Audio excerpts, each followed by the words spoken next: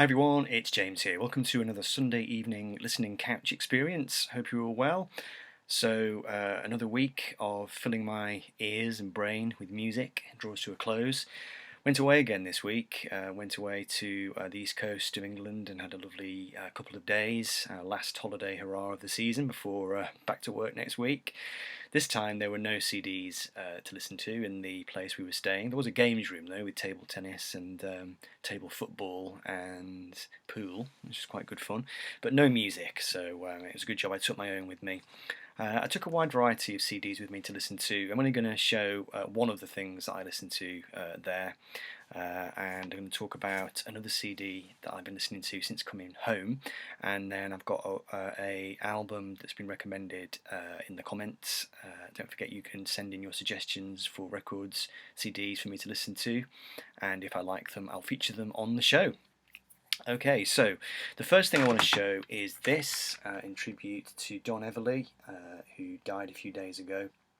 And this is a bit of a strange CD. This is Songs Our Daddy Taught Us, which is an album that the Everly Brothers released in 1958. It was their second record, and the idea of it was that it was songs that their daddy taught them.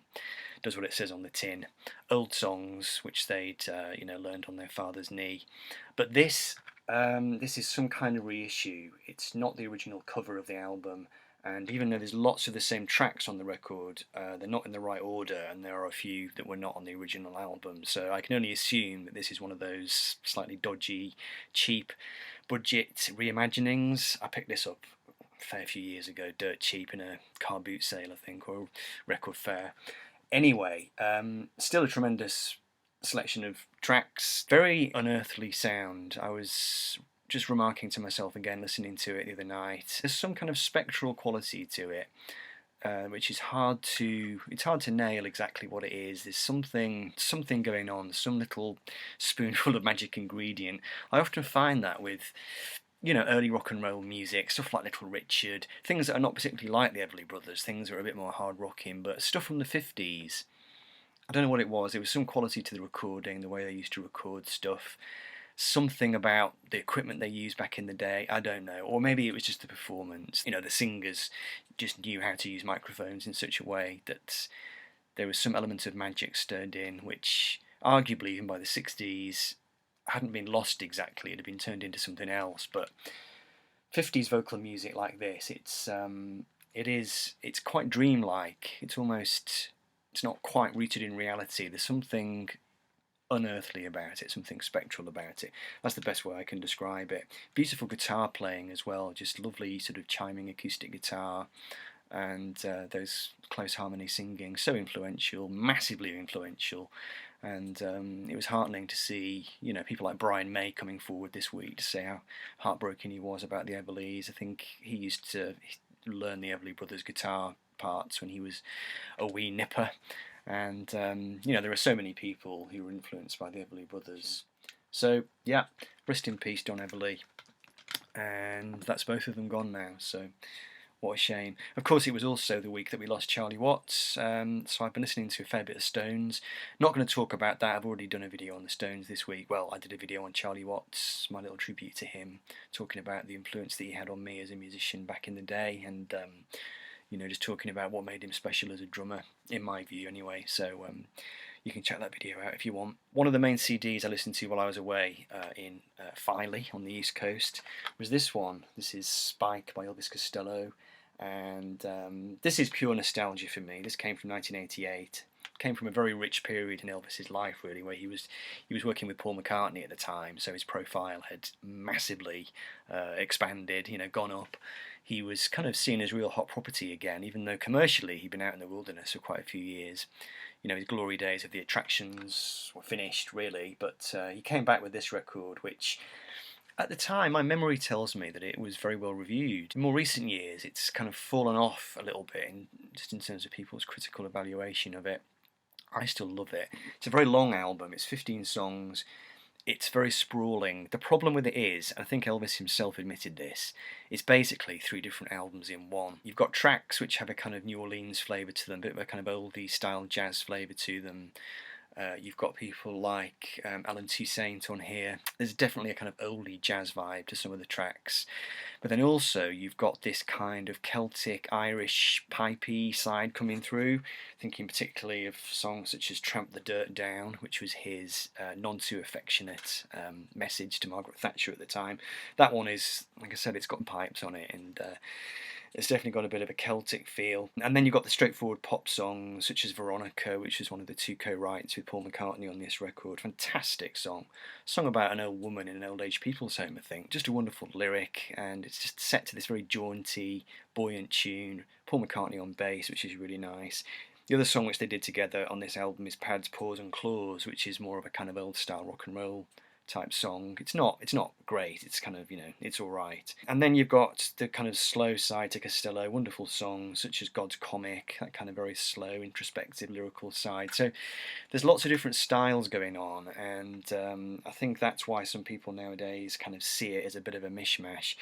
Produced by Costello, Kevin Killen and T-Bone Burnett, so there's definitely a bit of Americana going on, but it's a record I'm inordinately fond of, and as usual, for Costello, just absolutely peerless lyrics. Just, he kind of spins you off really in this kind of dense whirlwind of imagery and just ideas and random associations and that kind of fractured storytelling which he does so well. A lot of the aggression of his early work has kind of started to fade from the scene, but I think it's still brilliant. Anyway, Spike, which came out, I think it was 87 or 88. Wonderful stuff. Okay, so the final thing to talk about this evening actually is a recommendation. Now this one comes from Randall Nelson, and known as Randy. Check him out if you haven't already. Great guy, a record collector of many years. He's got a fantastic collection, all sorts of things in his collection, very varied tastes. Now he wanted me to talk about the album Choke by The Beautiful South, and this was an interesting one for me because The Beautiful South is a band that I've always avoided. One reason for that is that they had a couple of quite overplayed songs, hit songs in the early 90s, which I heard too much, and they kind of started to drive me up the wall a little bit.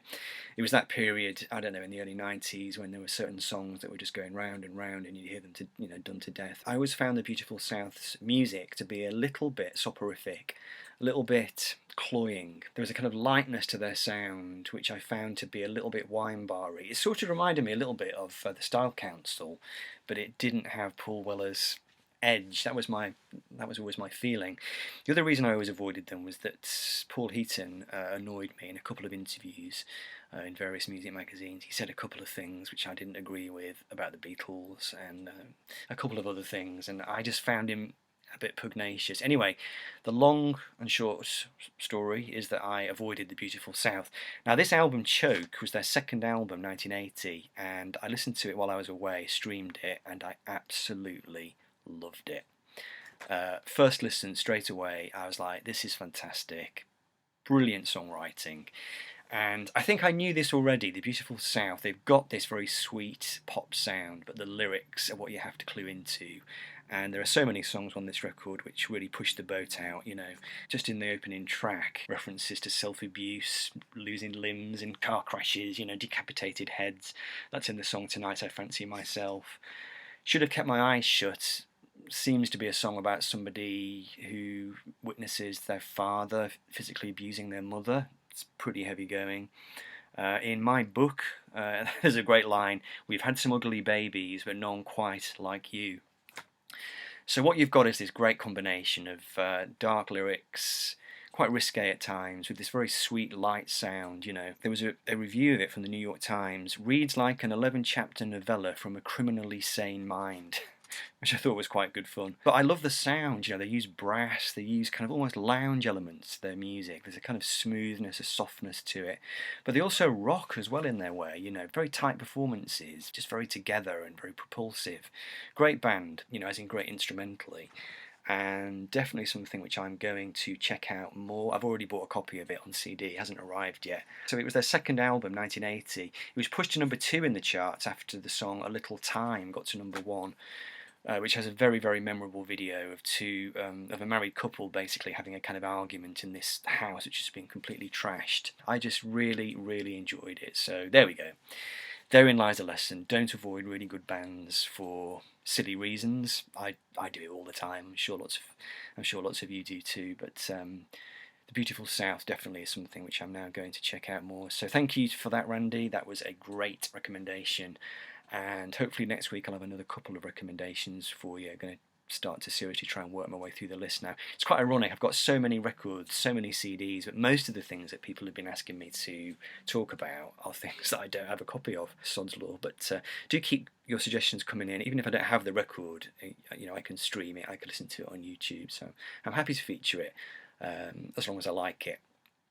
Right, that's long enough for this week.